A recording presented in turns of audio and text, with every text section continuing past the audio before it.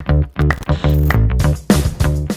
प्रदेश के अंदर भाजपा के नेता किस कदर बेलगाम हो चुके हैं, इसका नजारा हम कई बार दिखा चुके हैं। कभी स्वामी प्रसाद मौर्य की गाड़ी पर हमला किया जाता है, कभी महिलाओं की साड़ी खींची जाती है, तो कभी ममता के काफिले पर काले झंडे दिखाकर उनको भद्दी भद्दी गालियां दी जाती हैं। लेकिन ममता बनर्जी भी कहां डरने वाली। हम आपको ममता बनर्जी का वो जोरदार भाषण सुनाएंगे जिसमें ममता बनर्जी जमकर बरसी भाजपा और उनके कार्यकर्ताओं पर।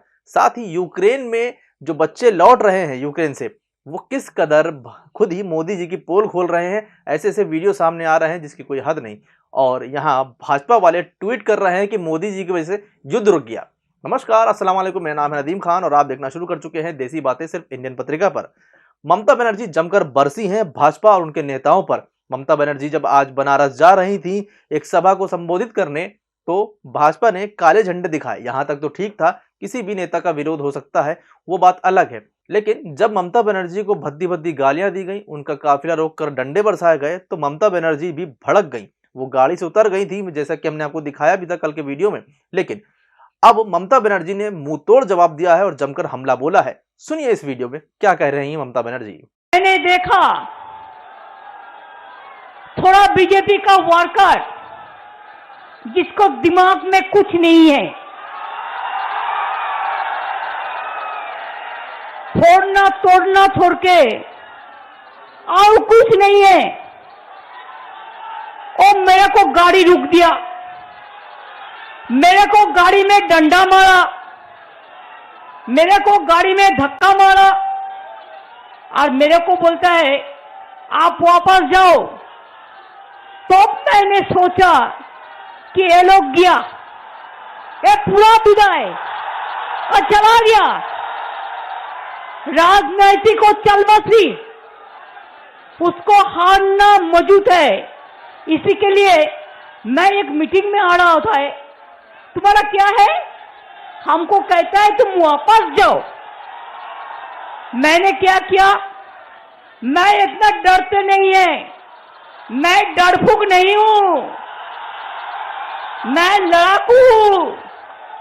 और लड़ते लड़ते मेरे को जिंदगी में बहुत दफे सीपीएम मेरे को पिटाया, मेरे को बहुत दफे गोली चलाया, मेरे को बहुत दफे डंडा मारा। मैं कभी झुका नहीं। कल भी ये लोग जब मेरे को ऐसा गाली दे रहा था तो मैंने गाड़ी से उतारा। तो सुना आपने, ममता बनर्जी ने साफ कह दिया वो डरने वाली नहीं है, वो एक लड़ाका है। और हमको याद है कि बंगाल में जिस तरह के चुनाव हुए थे और ममता बनर्जी ने मुंह तोड़ जवाब दिया था मोदी जी, योगी जी और अमित शाह को, और यहाँ भी कुछ वैसे ही जवाब दे रही हैं ममता बनर्जी। एक महिला का तो कम से कम सम्मान कर ही सकते हैं। आपको काले झंडे दिखाने हैं, दिखाइए, आलोचना करनी है करिए, लेकिन कम से कम बदतमीजी बेहूदगी तो मत करिए। लेकिन भाजपा वाले आलोचना को यही जानते हैं कि किसी के भी साथ बदतमीजी करो, बदसलूकी करो, यही उनका आलोचना करने का तरीका है। चलिए अब यूक्रेन की तरफ चलते हैं। यूक्रेन से हमारे बच्चे तो वापस आ रहे हैं, लेकिन अभी सिर्फ 2000 के आसपास ही बच्चे वापस लाए जा सके हैं। और ढिंढोरा पीटा जा रहा है कि मोदी जी का डंका बज रहा है। डंका बज नहीं रहा है, बल्कि डंका फट गया है। साफ साफ सच दिख गया है कि मोदी जी की कितनी चलती है, कितने विश्व स्तरीय के नेता है, कितने सुप्रीम लीडर हैं वो। उनको जो यशस्वी तेजस्वी पता नहीं क्या क्या कहा जाता है, वो सिर्फ खोखली चीजें हैं। पहला वीडियो मैं आपको दिखाने जा रहा हूं जब उस प्लेन के अंदर जहां से बच्चों को लाया जा रहा था, उस प्लेन में भारत माता की जय के नारे लगवाए गए। यहां तक तो ठीक था, बच्चों ने भी लगाए। लेकिन जब नरेंद्र मोदी जिंदाबाद और जय के नारे लगे तब क्या हुआ आप खुद देख लीजिए।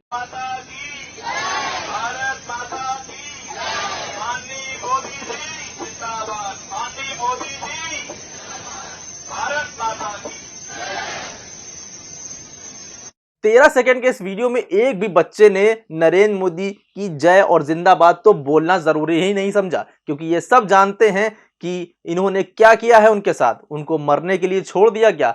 यूक्रेन में फंसे बच्चों के साथ भारत माता की जय लगवाना तो ठीक था और खूब जोर जोर से नारे भी लगवा गए। मोदी जिंदाबाद के नारे लगवाने की भी कोशिश की गई, तब बच्चे एकदम चुप हो गए। आखिर क्या कारण था बच्चों के चुप होने का? यही कारण था कि वो सब जानते थे कि इतने दिनों में उन्होंने जो झेला है वो सिर्फ और सिर्फ मोदी सरकार की नाकामी की वजह से झेला है, इनकी विदेश नीति की वजह से झेला है। और हद तो अब तब हो गई है अंधभक्ति की, बल्कि मैं इसको अंधभक्ति भी नहीं कहूंगा, मैं कहूंगा कि लोगों को मोतियाबिंद होता है। इन सभी भाजपा नेताओं, कार्यकर्ताओं, अंधभक्तों को मोदियाबिंद हो गया है। ये मोदियाबिंद नाम बिल्कुल सटीक बैठ रहा है। ये ट्वीट जो स्क्रीन पर आप देख रहे हैं, इसमें ट्वीट में यह बताया जा रहा है कि मोदी जी के कहने पर 6 घंटे युद्ध रुकवा दिया गया यूक्रेन और रशिया का। 6 घंटे युद्ध रुका रहा। और तो मोदी जी भैया निकाल लेते बच्चों को, क्यों नहीं निकाल पाए 20,000 स्टूडेंट को? लेकिन मोदियाबिंद हो चुका है इन सबको, जिसको जैसे सावन के अंधे को हर चीज हराई नजर आती है, वैसे ही जितने भी मोदी भक्त हैं, मोदी कार्यकर्ता हैं, बड़े बड़े नेता जिनके ट्विटर हैंडल जो है वेरीफाइड हैं, ब्लू टिक है जिनके पास, वो तक के ट्वीट कर रहे हैं बिना सोचे समझे। क्या कहा जाए कि जब आप एक अंधभक्त को सत्ता की कुर्सी पर बैठा देंगे तो वो सिर्फ चाटुकारिता और तलवे चाटने के अलावा कुछ नहीं करता है। इसीलिए मैंने कहा इन सबको सिर्फ और सिर्फ हुआ है तो मोदियाबिंद हुआ है, मोतियाबिंद नहीं। इनको सिर्फ इसीलिए हर जगह मोदी ही मोदी नजर आता है। मोदी जिंदाबाद के नारे तो बच्चे भी नहीं लगा रहे हैं। अब कितना डंका बज रहा है और कितने परेशान हैं हमारे बच्चे यूक्रेन में कि उनको ट्रेन में भी चढ़ने नहीं दिया जा रहा है। बच्चे रिक्वेस्ट कर रहे हैं कि प्लीज हमें ट्रेन में चढ़ जाने दीजिए, मगर एक भी बच्चे को ट्रेन में चढ़ने नहीं दिया जाता है। नजर डालिए इस वीडियो पे।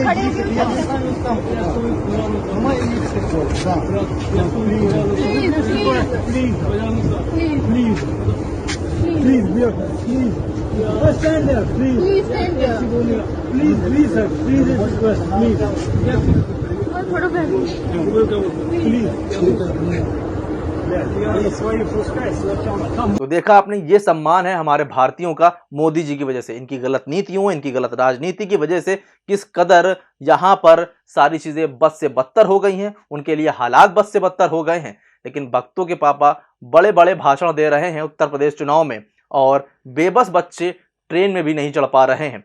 कितनी निकम्मी सरकार है हमारी। और इसको इवैक्यूएशन का नाम दिया जा रहा है कि इवैक्यूएशन कराया गया है वगैरह वगैरह। इस लड़की का नाम सुन लीजिए, जिस लड़की को निकाला गया है वहां से, जो लड़की वापस आई है, सारा दूध का दूध और पानी का पानी हो जाएगा। सुन लीजिए इस वीडियो में। हम अभी यहाँ हैं जिसको बोला जा रहा है इवैक्यूएशन। आई डोंट नो यहाँ पे सब में से अग्री करेंगे इस बात पे, इसको इवैक्यूएशन का नाम दिया गया है।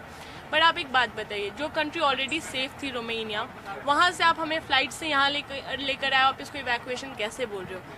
हमें जो वहाँ पे यूक्रेन में आपको सेफ्टी प्रोवाइड करना चाहिए था।